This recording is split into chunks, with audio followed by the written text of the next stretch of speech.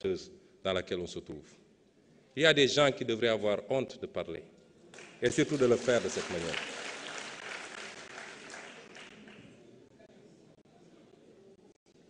Personne aujourd'hui, à part un seul intervenant, et l'histoire, vous savez, je crois que chacun d'entre nous doit éviter de se faire prendre la main dans le sac en plein jour.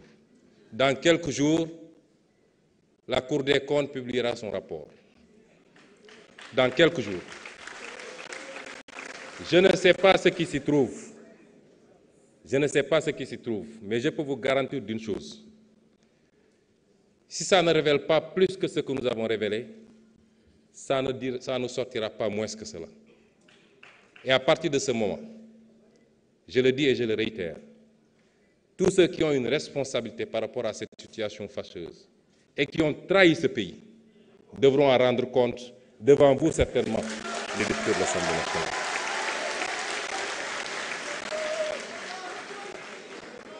Je voudrais que certains comprennent qu'une certaine forme de politique est révolue dans ce pays. La politique, désormais, c'est de parler en connaissance de cause, de parler de ce qu'on connaît, de donner des faits et des chiffres précis. Ici, sur cette tribune de l'Assemblée nationale, il y a 5 ans de cela, lors d'une déclaration de politique générale, si ma mémoire est bonne, ou alors lors du passage du ministre des Finances, j'avais fait et chiffres à l'appui démontré la situation catastrophique dans laquelle on était en train de plonger le pays. Et j'avais terminé par annoncer que le Sénégal allait souffrir. L'histoire ne m'a-t-elle pas donné raison? Ici, sur cette tribune de l'Assemblée nationale. C'est vous dire que ce qui s'est passé le 24 mars n'était pas la fin d'une histoire.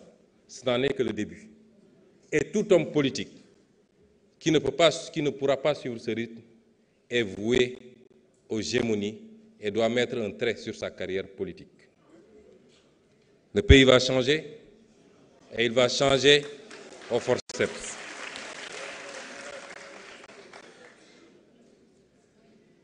Monsieur le Président de l'Assemblée nationale, honorables députés, le débat s'est posé en termes très simples. Avant de présenter notre vision globale, nous avons fait un état des lieux. Chaque fait et chaque chiffre qu'on a annoncé dans cet état des lieux est avéré. Chaque fait et chaque chiffre. Nous avons présenté la situation catastrophique du pays. On nous a vanté les mérites d'un bilan. Le vrai bilan, il est là.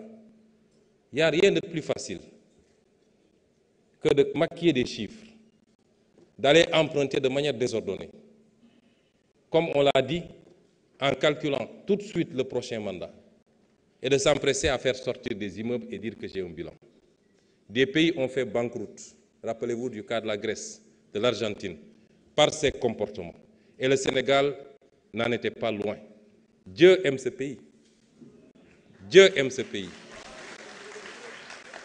Et nous devons aimer ce pays autant ou plus que Dieu lui-même.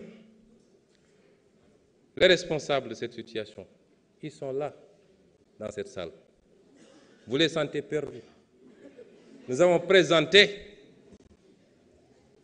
un référentiel et nous avons présenté une vision globale. Vous savez, quand on n'a pas grand-chose à dire, il faut dire gongo, c'est bon.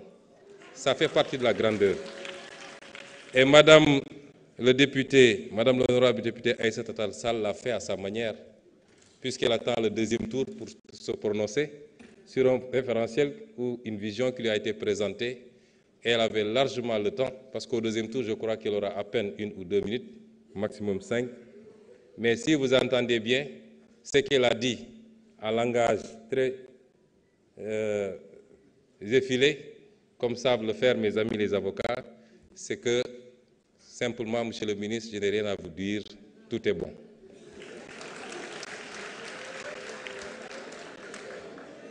Madame le ministre, Madame le député, cher honorable député, j'espère que le lapsus que vous avez fait n'était pas très révélateur, parce que vous avez parlé que je n'ai pas voulu le terme juridique qui a été utilisé, que je n'ai pas voulu déférer ou quelque chose comme ça, comparaître devant l'Assemblée nationale. J'espère que vous ne rêvez pas encore de me juger. Mais je n'ai jamais eu de problème à répondre à l'Assemblée nationale. Je n'ai peur d'aucun député. J'ai été député ici à l'Assemblée nationale, où vous étiez 127 et j'étais seul. Et le peuple sénégalais peut témoigner que ces 5 années de députation, n'ont pas été en faveur de vos 127. Comment pourrais-je avoir peur de me présenter devant vous? Ce qui s'est passé, c'est qu'on a eu une assemblée qui a une attitude, une majorité qui a une attitude particulièrement irresponsable. Un gouvernement qui vient de s'installer et l'Assemblée s'agite, parlant de motion de censure et je ne sais quoi. Vous censurez quoi? Quel acte avait été posé pour justifier une censure, si ce n'est de la politique politicienne? Et vous avez assuré que vous ne censurerez jamais et que vous serez censuré.